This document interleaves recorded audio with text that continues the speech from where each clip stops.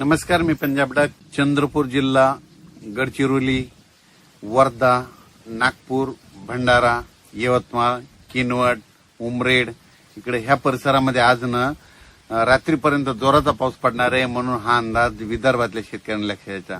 ते पाऊस पुन्हा पुढे सरकत इकडे नांदेड जिल्ह्यात पण येणार आहे.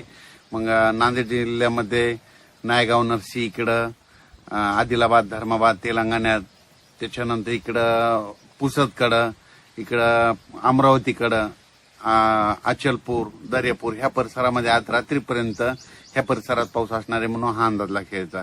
त्याच्यानंतर परभणी जिल्ह्यामध्ये तुरळक ठिकाणीच पाऊस पडणार आहे म्हणून परभणी जिल्ह्याचा अंदाज लक्षात यायचा.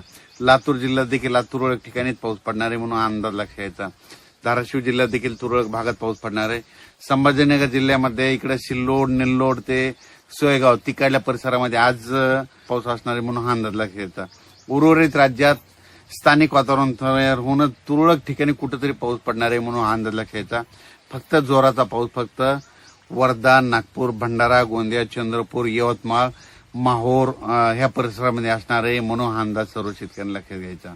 कोल्हापूर पासून ते इकडे पालघर पर्यंत म्हणजे कोकणपट्टी, राधानगरी ह्या परिसरातला सरी मात्र त्या चालूच राहतील म्हणून हा अंदाज त्या शेतकऱ्यांना लक्षात यायचा. पुण्याकडे देखील अर्ध्या एक तासाला कधीतरी एखादी सरी येईल म्हणून हा अंदाज त्यांनी देखील लक्षात घ्यायचा. पण राज्यात मात्र आता सध्या फक्त विदर्भाकडेच पाऊस आहे म्हणून विदर्भातल्या शेतकऱ्यांनी अंदाज लक्षात घ्यायचा. महाराष्ट्रात देखील आहे, फक्त काही जिल्ह्यामध्ये तुरळकच भागात आहे, सर्वदूर कुठंच पाऊस नाही. फक्त जिल्ह्यामध्ये उगा 5-6 ठिकाणी पडू शकतो म्हणून उर्वरित राज्यातल्या जिल्ह्यातल्या शेतकऱ्यांनी अंदाज लक्षात घ्यायचा. चांगला पाऊस फक्त चंद्रपूर, वर्धा, नागपूर, भंडारा, गोंदिया, यवतमाळ, वाशिम, हिंगोली, नांदेड ह्या पट्ट्यामध्ये चांगला पाऊस असणार आहे म्हणून हा अंदाज सर्व. त्याच्यानंतर परत सप्टेंबरमध्ये मात्र परतीचा पाऊस एक शेतकऱ्याला तारणार आहे म्हणून ते एक अंदाज आताच लक्षात घ्यायचा. 25 ऑगस्ट, 26, 27, 28च्या दरम्यान चांगला पावसाचा जोर विदर्भातच राहणार आहे म्हणून हा विदर्भ शेतकऱ्यासाठी आनंदाची बातमी.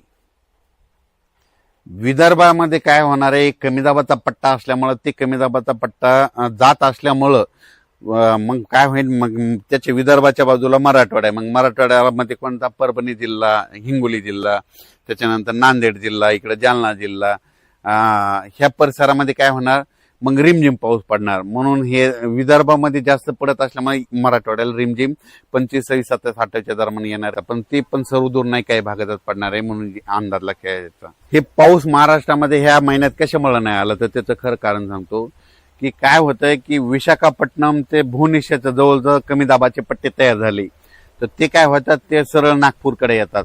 नागपूरकडून काय होतात, इकडे अमरावतीकडून इकडं बैतूलहून इकडे इंदोरकडे जात असल्यामुळे एका पाठोपाठ जवळपास 3 लो प्रेशर कमी दाबाचे पट्टे तिकडेच चालले. तर मग तिकडे जात असल्यामुळे महाराष्ट्रातलं सगळं बाष्प तिकडे खेचलं जाते म्हणून महाराष्ट्रातला सध्या पाऊस बंद आहे. त्याच्यामुळे महाराष्ट्रात एवढा जोर धरून पाऊस नाही. मग महाराष्ट्रात जोर धरण्यासाठी तुम्हाला सांगू इच्छितो की मछलीपट्टम आहे, म्हणजे इकडे चेन्नई इकडे मछलीपट्टम आहे. त्या मछलीपट्टम मध्ये काय होतं, सप्टेंबरमध्ये तिकडे कमी दाबाचे पट्टे तयार झाले, त्यानंतर ते पाऊस काय होतो तेलंगणाकडे येतो, तेलंगणातून महाराष्ट्राकडे येतो. म्हणून मग महाराष्ट्रात जर पाऊस चांगला पडायचा असेल तर इकडे मछलीपट्टम, इकडे तेलंगणामध्ये कमी दाबाचा पट्टा होणं गरजेचं आहे. पण भुवनेश्वरकडे कमी दाबाचे पट्टे झाले की ते सरळ पाऊस नागपूरकडे जातो, नागपूरकडून मध्य प्रदेश, इकडे उत्तर प्रदेश, इकडे गुजरातकडे तो पाऊस जात असल्यामुळं महाराष्ट्रातला पाऊस कमी आहे. दुसरं काही याच्यामध्ये काही कारण नाही. त्याच्यानंतर हे सगळीकडे काय व्हायचं, सरळ 3 एका पाठोपाठ 3 कमी दाबाचे पट्टे केले आणि आता जे नंतर सप्टेंबरमध्ये जे कमी दाबाचे पट्टे येणार आहेत ते काय होणार आहेत, परत अरबी समुद्रात देखील मान्सूनसाठी पोषक वातावरण तयार होणार आहे. त्याच्यानंतर इकडं मछलीपट्टम, इकडं चेन्नईकडे देखील चांगलं सक्रिय होणार आहे. मग तिकडं वातावरण सक्रिय झाल्याच्या नंतर ते पाऊस महाराष्ट्रामध्ये सप्टेंबर, ऑक्टोबरमध्ये असणार आहे म्हणून शेतकऱ्याला सांगू इच्छितो या ऑगस्ट महिन्यामध्ये सर्वदूर पावसाची अपेक्षा धरू नका. फक्त विदर्भातच पाऊस पडणार आहे, तेच कारण ते कमी दाबाचे पट्टे त्या साईडने जात असल्यामुळं. आणि सप्टेंबर मात्र आपल्याकडे ते कमी दाबाचे पट्टे इकडून तयार होते आणि ते पाऊस आपल्याला येणार आहे म्हणून हे शेतकऱ्यांनी अंदाज लक्षात घ्यावा.